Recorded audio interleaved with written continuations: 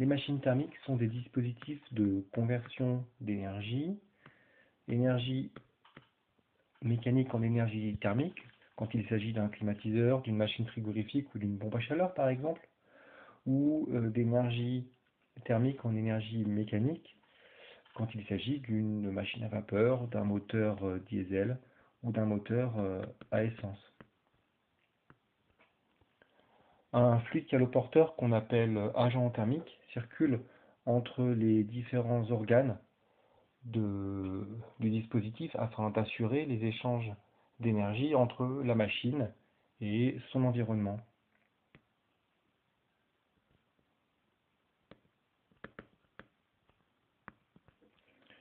Schématiquement, on peut représenter le cycle de transformation comme celui-ci pour une machine ditherme au contact de deux thermostats, un qu'on appellera source chaude à la température T1, l'autre source froide à la température T2, échangeant respectivement les énergies thermiques Q1 et Q2 avec le fluide caloporteur. Le fluide caloporteur reçoit le travail W. Toutes ces grandeurs énergétiques sont algébriques, c'est-à-dire qu'elles sont positives quand l'agent thermique reçoit effectivement ces énergies, et négatives quand en fait il les fournit à son environnement. Le premier principe appliqué à l'agent thermique s'écrit alors delta U égale W plus Q, où Q c'est l'ensemble des transferts thermiques reçus par l'agent thermique, égale 0. Le deuxième principe s'écrit delta S égale S échangé plus S créé égale à 0, parce que l'énergie interne et l'entropie sont des fonctions d'état, donc leur variation est nulle quand l'état initial s'identifie à l'état final. On peut alors établir un résultat important, c'est que il n'est pas possible de réaliser des moteurs monothermes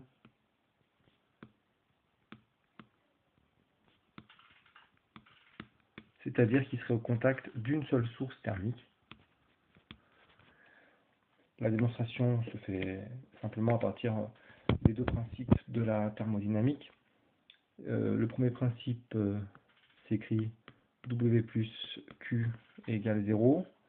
Le deuxième principe s'écrit Q sur Txt, où Txt c'est la température du thermostat,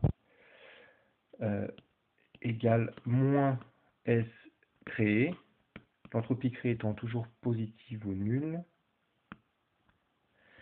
Cette contribution est donc négative ou nulle, de sorte que nécessairement W est positif ou nul, c'est-à-dire que l'agent thermique ne peut que recevoir un travail mécanique, il ne peut pas donc en fournir à son environnement. Il ne peut pas se comporter comme un moteur. Cela justifie l'étude principale des machines thermiques dithermes, et on peut commencer déjà par étudier le cas des moteurs dithermes. Alors pour un moteur ditherme, l'agent thermique fournit du travail mécanique à son environnement, donc le travail qu'il reçoit est négatif. Pour cela, l'agent thermique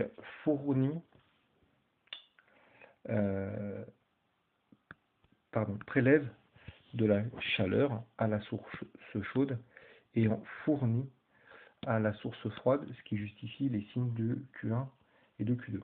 Le premier principe s'écrit W plus Q1 plus Q2 égale à 0. Si on traite le cas idéal, c'est-à-dire le cas réversible, l'entropie créée est nulle, et on établit alors que le rendement du moteur vaut 1 moins T2 sur T1.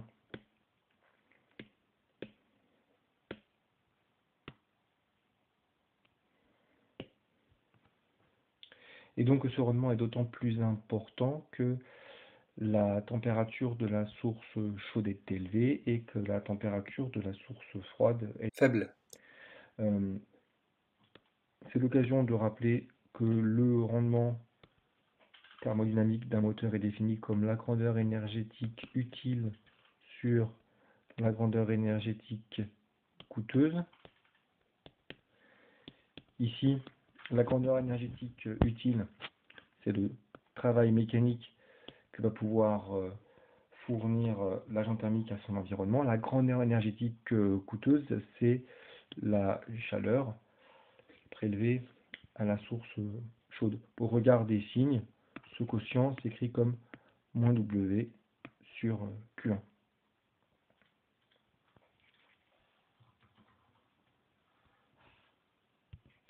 Si on traite maintenant le cas des récepteurs d'itermes.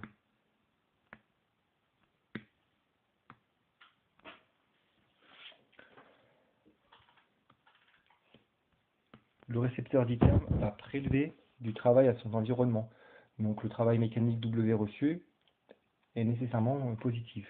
Alors, le transfert thermique Q1 reçu de la source chaude est négatif, c'est-à-dire que l'agent thermique va fournir de la chaleur à la source chaude. Quant à Q2, ce transfert thermique est positif, c'est-à-dire que l'agent thermique va prélever de la chaleur à la source froide. En quelque sorte, le récepteur d'itermes permet de procéder à un transfert thermique non spontané de la source froide vers la source chaude. Deux situations à envisager. Le cas de la pompe à chaleur et le cas de la machine frigorifique. Si à nouveau on étudie le cas réversible, pour la pompe à chaleur, l'efficacité s'écrira comme T1 sur T1 moins T2. Pour la machine frigorifique, l'efficacité s'écrira comme T2 sur T1 moins T2. Si on doit commenter ces résultats, on peut constater que l'efficacité des récepteurs d'itermes est d'autant plus importante qu'ils sont inutiles en quelque sorte, puisque le quotient est d'autant plus grand que le dénominateur est proche de 0, donc T1 est proche de T2, que la température de la source chaude est proche de la température de la source froide. C'est l'occasion de rappeler que l'efficacité E est également définie comme le rapport de la grandeur énergétique utile sur la grandeur énergétique coûteuse. Pour la pompe à chaleur, la grandeur énergétique utile, c'est la chaleur qui va être fournie à la source chaude. La grandeur énergétique coûteuse, c'est le travail qu'on a dû fournir à l'agent thermique. Au regard des signes, ce quotient s'écrit comme moins Q1 sur W. Pour la machine frigorifique, la grandeur énergétique utile, c'est la chaleur prélevée à la source froide, Q2. La grandeur énergétique coûteuse, c'est à nouveau le travail qu'on va fournir à l'agent thermique. Au regard des signes, ce quotient s'écrit simplement comme Q2 sur W.